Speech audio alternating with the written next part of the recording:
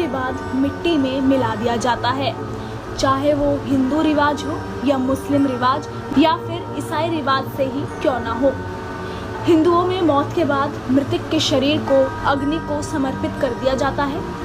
वहीं मुस्लिम और ईसाई रिवाजों में मौत के बाद जमीन में दफन करने की प्रक्रिया वर्षों से चली आ रही है।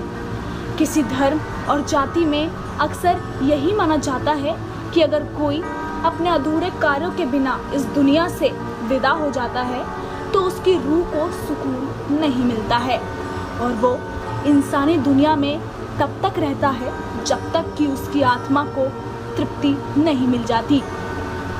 कब्रिस्तान एक ऐसी जगह है जो इंसान की आखिरी मुकाम की निशानी है। जिस तरह हम कॉलोनियाँ बसाकर जंगल जैसी ज़मीन पर रहने लग जाते हैं, उसी प्रकार जब कब्रिस्तान में भी मरने वालों की संख्या बढ़ जाती है तो उन स्थानों पर केवल आत्माओं का ही प्रभुत्व रहता है। यही कारण है दुनिया का कोई भी कब्रिस्तान हो, वहाँ पर रात को जाने से हर इंसान घबराता है, क्योंकि वो सोचता है कि न जाने कब कौन सी अतृप्त आत्मा उसको नुकसान पहुँचा दे। आज हम आपको दिल्ली के एक ऐसे ही कब्रिस्तान की एक अतृप्त आत्मा की कहानी बताएंगे जो इतिहास में लोगों के दिलों में दहशत पैदा कर गई। दिल्ली में कश्मीरी गेट से 5 मिनट की दूरी पर स्थित एक लोथियन कब्रिस्तान। इस कब्रिस्तान के इतिहास के बारे में ऐसा माना जाता है, ये कब्रिस्तान 19वीं सदी में भारत की सबसे डरावनी जगह हुआ करता था। इस ब्रिटिश कब्रिस्तान का निर्माण 1808 में अंग्रेजों ने करवाया था, जो अंग्रेजों का मुख्य कब्रिस्तान हुआ करता था। ये कब्रिस्तान अंग्रेजों के उच्च परिवार के लोगों के लिए बनवाया गया, जहां पर वो अपने परिजनों की मौत के बाद उन्हें इन कब्रिस्तान में दफन करते थे। तो आप सोच रहे होंगे कि किस तरह एक सामान्य अंग्रेजों का कब्रिस्तान किस तरह भूतों के कब्रिस्तान में बदल गया। आइए इसके पीछे की कहानी आपको बताते हैं। 1857 की क्रांति में अंग्रेजों की करारी हार हुई थी, जिसके कारण ईस्ट इंडिया कंपनी को भारत छोड़कर जाने पर मजबूर होना पड़ा। उस क्रांति में अंग्रेजों ने अपनी कई सैनिक और अफसरों को खोया था। इस कब्रिस्तान में भारी संख्या में मरे हुए अंग्रेज सैनिकों को दफनाया गया, जो उस क्रांति में मारे गए थे। 1857 की क्रांति के समय जब इस कब्रिस्तान में लाशों के ढेर लगने लगे थे तो लाशों के लिए ये जगह भी कम पड़ गई थी, लेकिन फिर भी किसी तरह इसी कब्रिस्तान में अंग्रेजों को दफन कर दिया गया। इसी कब्रिस्तान में दफनाए हुए एक अंग्रेज अफसर की कहानी बहुत प्रचलित है, जिसके बारे में ऐसा माना जाता है कि उसकी आत्मा आज भी कब्रिस्तान में मौजूद है। जनरल निकोलस नामक एक अंग्रेज अफसर उस समय अंग्रेज सेनायकों में से एक था। उस अंग्रेज अफसर को एक भारतीय लड़की से प्यार हो गया, लेकिन उसको जिस लड़की से एक तरफा प्यार हुआ वो शादीशुदा थी।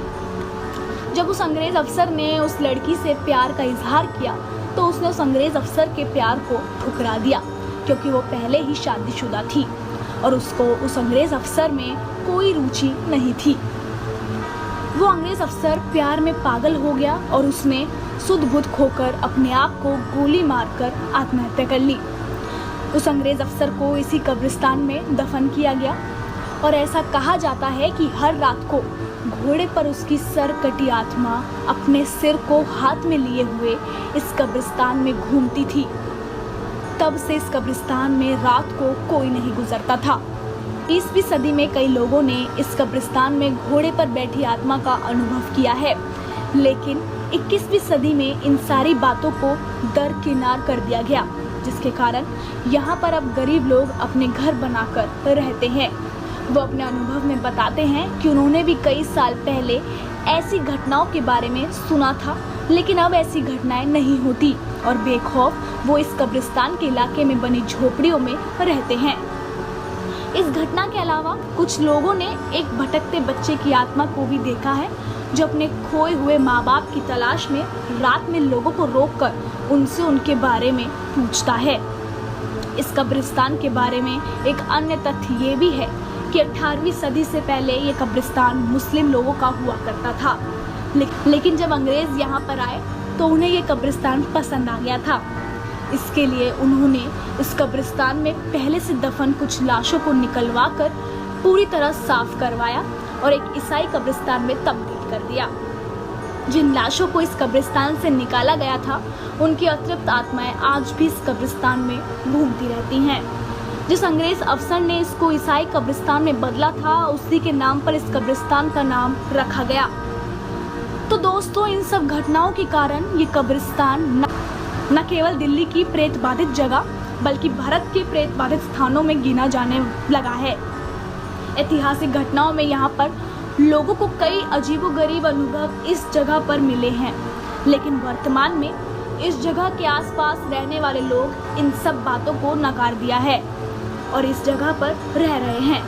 फिर भी यहाँ के लोग अपने पूर्वजों की बताई हुई कहानियों के आधार पर पहले ये सारी घटनाएं बताते थे, लेकिन अब वो इन बातों को नकारते हैं। क्या आपको लगता है कि लोथियन कब्रिस्तान में आज भी भूत मौजूद है या इस कब्रिस्तान पर किसी ने कुछ अनुभव किया है? तो अपना अनुभव जरूर शेयर करें।